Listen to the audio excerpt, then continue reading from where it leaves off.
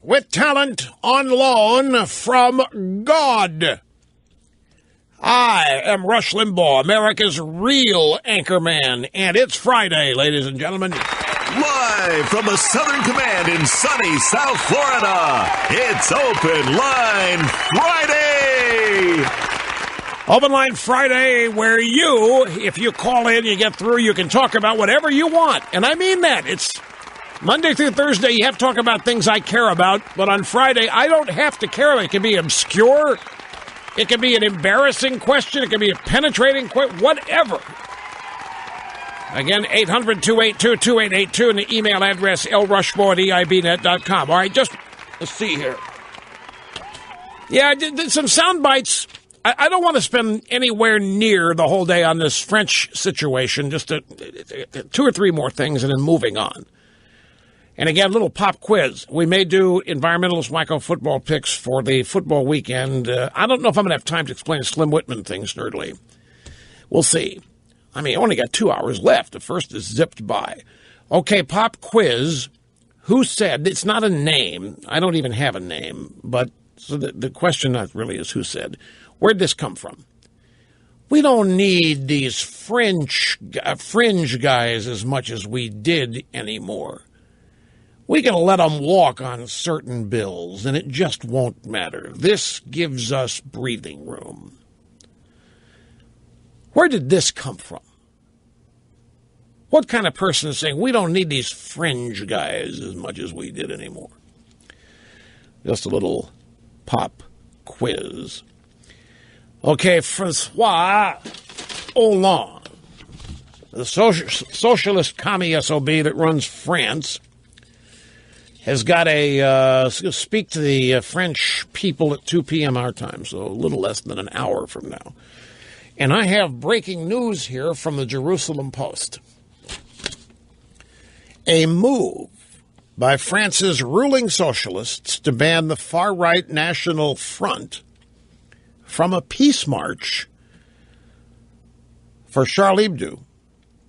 Shooting victims may backfire, forcing undecided voters to choose between Marine Le Pen and her rivals amid fear of it. Can I translate this for you? In the first place, the far-right National Front is just French conservatives.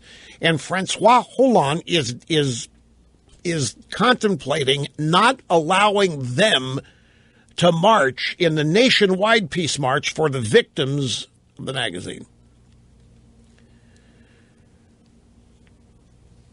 President Hollande's socialists call this week for a show of national unity. To happen on Sunday,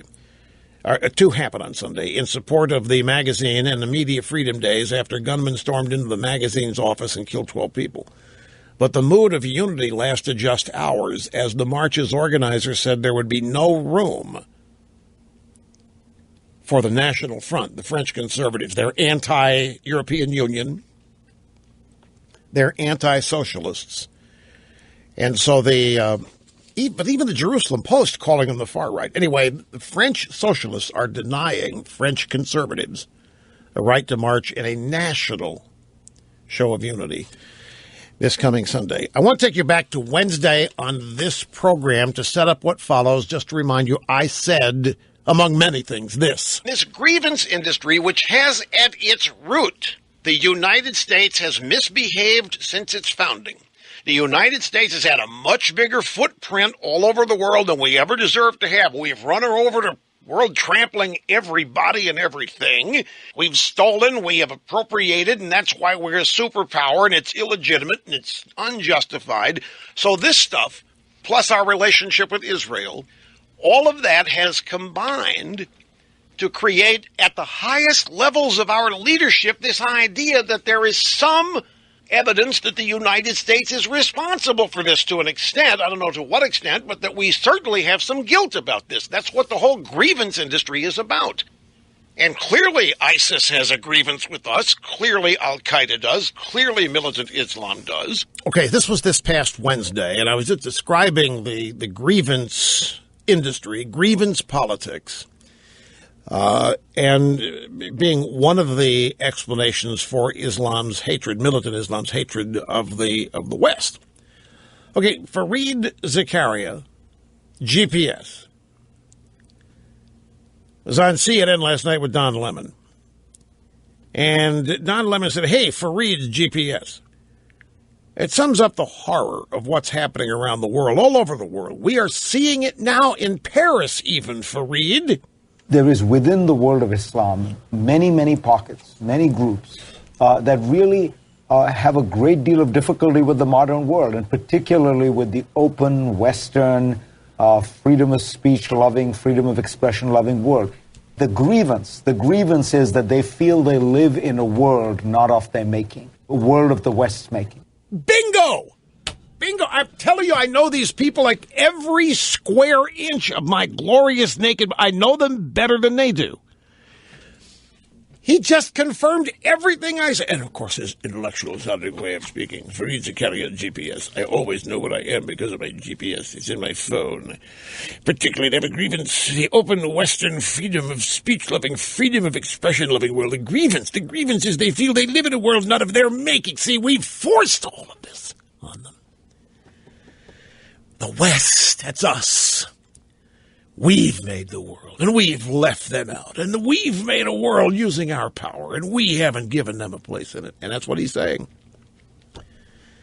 Fareed Zakaria GPS confirming.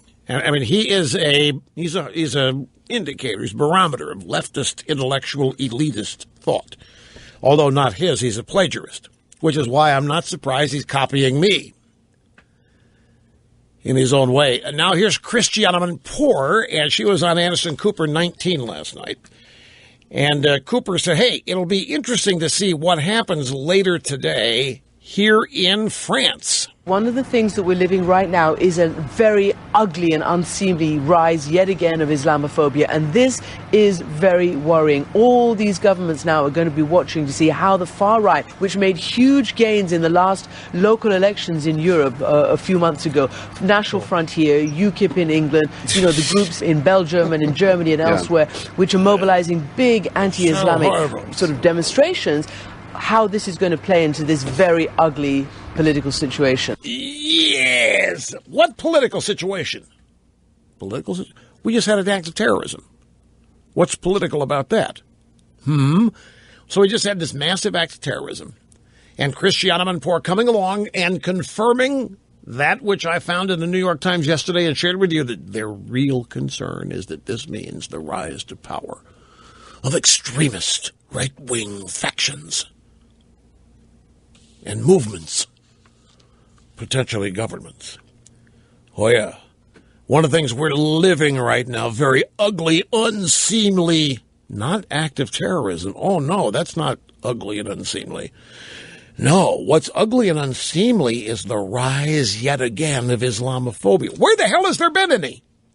There hasn't been any Islamophobia. Nobody's got the guts to talk about them at all. Where has it been, Snerdley? Where is this Islamophobia? Where is this backlash? I mean, from a standpoint of official, where is it? Are the people of France marching around on the streets talking about? I haven't. Where is it? It's in these people's minds. So she can't even bring herself to discuss the very ugly and unseemly terrorist act at Charlie Hebdo. No. We're living through a very ugly, unseemly rise of Islamophobia. Very worrying. And governments are now going to be watching to see how the far right takes advantage of this. And she's well, wait a second. She's talking about the far right. These are people that contest for elections. They're not dictators. All she's talking about is a fear of election returns. The French conservative movement runs for election. If they lose, they lose. If they win, they win. Islamophobia has got nothing to do with it. See, this is how they do, folks. All you have to do is oppose the characterization of what happened at that magazine as terrorism, and you are an Islamophobe. Just like if you utter one word of criticism of Barack Hussein, you are a racist. And if you do not approve of gay marriage, you are a homophobe.